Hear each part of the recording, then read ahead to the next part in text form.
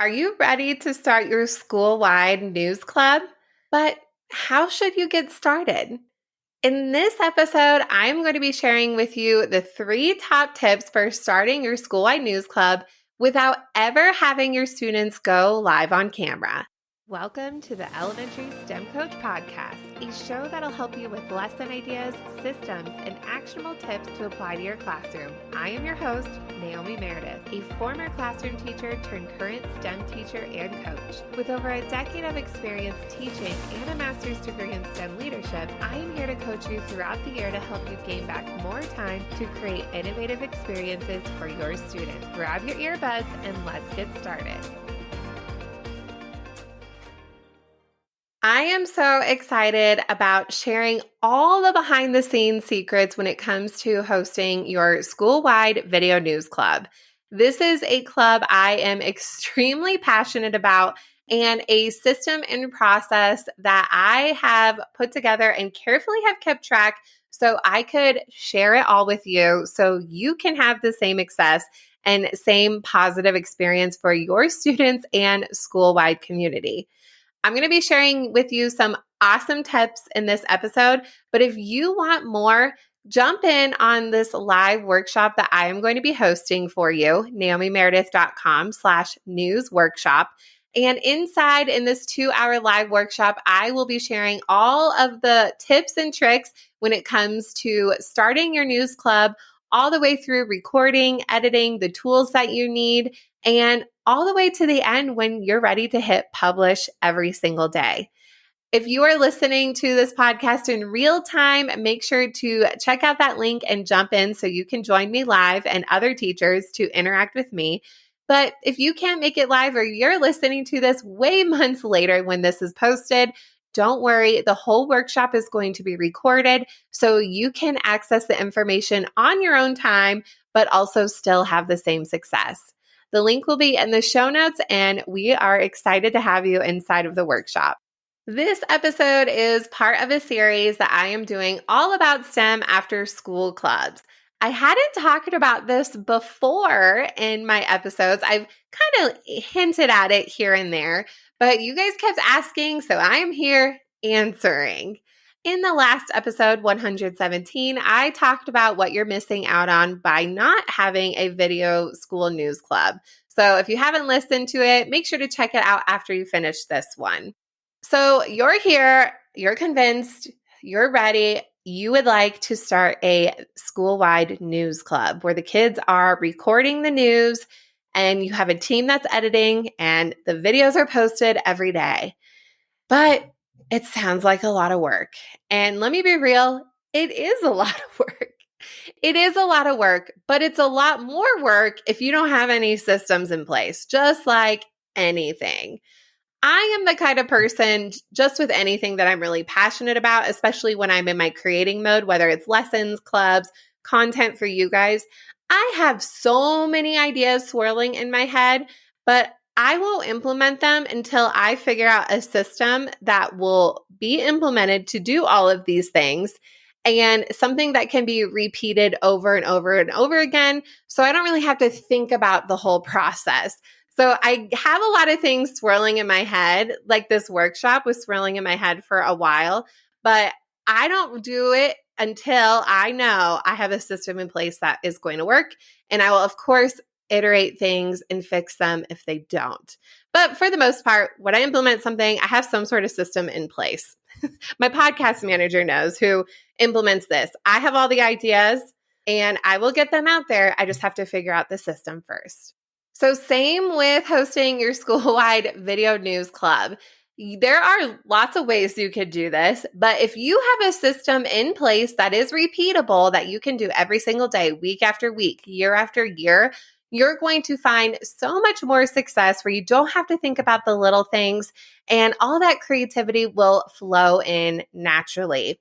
So much so this process works that I was able to repeat it, get more teachers to help me on my team so I wasn't doing this alone, And I even shared this process with my teacher friends at another school, and they use the same exact thing, and it has been extremely helpful for them.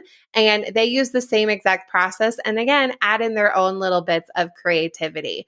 So there is a method to the madness, and I'm going to be sharing with you 3 top tips to get those things in place if you are ready to get started with your school-wide video news. The first tip for setting up your school-wide news is have a consistent schedule. This was the biggest club that I had ever hosted. My first year, we had 40 kids, which is quite a bit of kids. And we had never done this before. And I was impressed. 40 kids to sign up for a club that I had never done before, which was super exciting. The second year, because kids had seen what the news can be and its capabilities and all of those benefits, which go to the previous episode, I talk about all those benefits of it.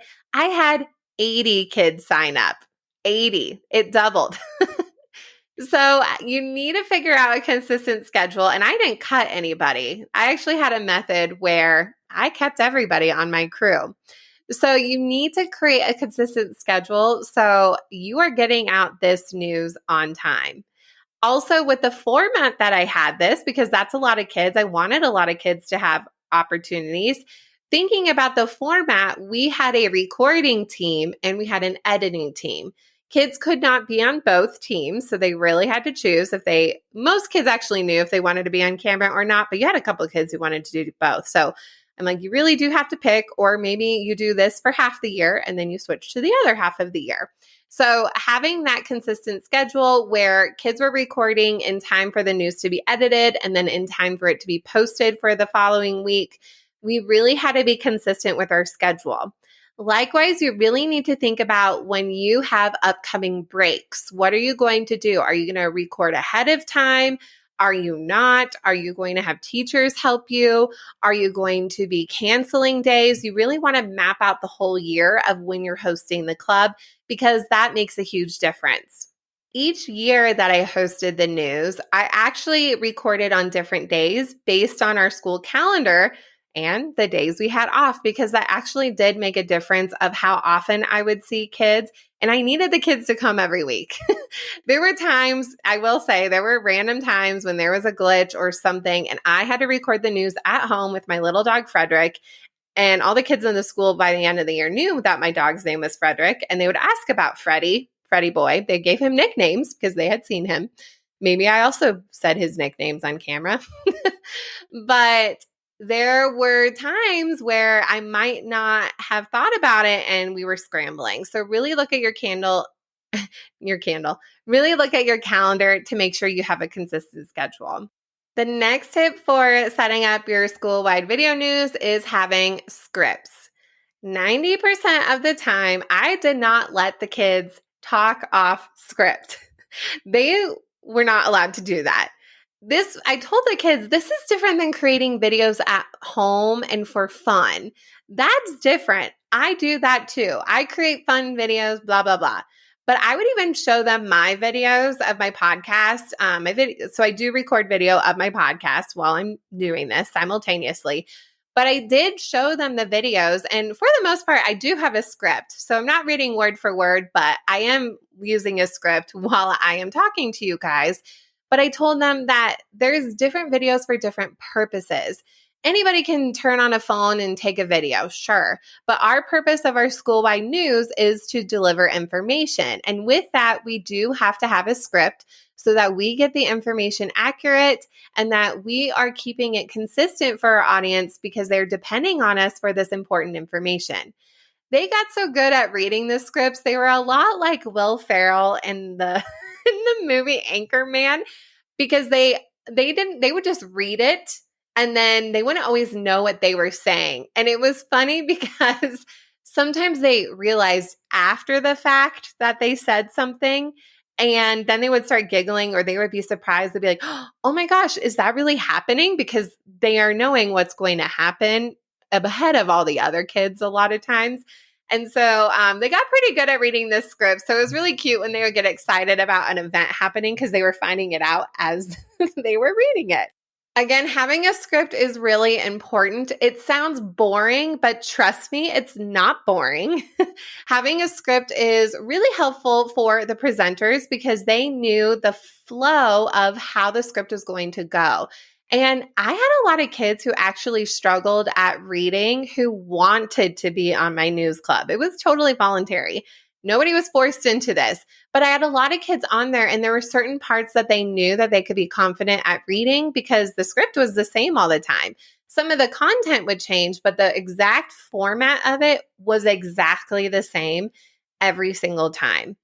This was also helpful for my editing team. So we recorded on one day, we edited on the next. Now, I did mention this in another episode. I was the editor for the first like half of the first year. And I did watch every single video before they were posted, every single one. So I watched 300 plus videos. So I got pretty fast at editing. But this helped the editing team because as they were editing, same for me, we had the script pulled up and then we had the video right next to it. So we would actually edit in partnerships where they would go through the script and make sure that the kids said everything. Sometimes here and there, recording groups would actually miss a section. So my editing team had to record and put that section in.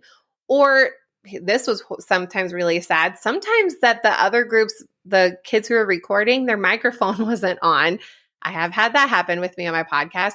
Their microphone wasn't on, and then their editing team had to record for them. So having a script was really, really helpful because we didn't have to recreate that information. And also having a script is helpful for your audience, for the rest of the school. The school knows what we're going to say. They knew exactly the format of what we were going to say. We even said birthdays and lunch. And if we didn't say somebody's birthday, there was an uproar for sure. I definitely got emails and texts about that, and we had to add that in. So knowing that consistency and format was not boring for anybody. It built in that routine because kids knew how to fill it out. There was some ownership for the kids who were presenting. They did have to help fill out part of the script, but there was a whole system to this. And trust me, it will make your life easier. And the final tip when getting started with your video news is use easy to use equipment. We didn't really use a lot of fancy stuff. There are a few reasons for this. The first year that we recorded, we used iPads and then some tripods that I got from a grant. The next year, we had different student computers and it worked out a bit better. And I was trying to streamline things even more. I'm always working on efficiency in everything that I do. But the second year, we used student computers and students recorded directly in WeVideo, WeVideo, WeVideo, all one word, no spaces. So we use that platform. So students would record in WeVideo, and then the same video was opened up the next day for our editing team, and the video is there for them. So we used very, very, very simple tools. Eventually, we added in a little more fancy things, like we tried green screen when the kids were able to present on camera efficiently and effectively and work together as a team. I showed them how to record and set up their green screen. And then also my editing team, I showed them how to edit the background. We also started to add in microphones. We played around with that. So you really don't need that big of equipment to get started with this. Also, this is a huge benefit of not going live. I didn't have to worry about the internet issues. Let's say the internet was down that day, the kids just couldn't watch it, but I wasn't dependent on the internet always working at all times, which wasn't always the case. We use very simple things. And honestly, there were times we just used my phone to record. So if you just have a phone, if that's the only thing you have, you don't have iPads, you don't have student devices, use your phone and you can get started with some video news. Another reason why I did this is, for one, let's be real, budget. I didn't have a big budget to buy all that fancy equipment and lighting and all of those beautiful things, but I didn't want to. Yes, I wrote a grant for tripods. That was something I did want, but I really didn't want to get super fancy things because I wanted to show the kids what you can do with constraints.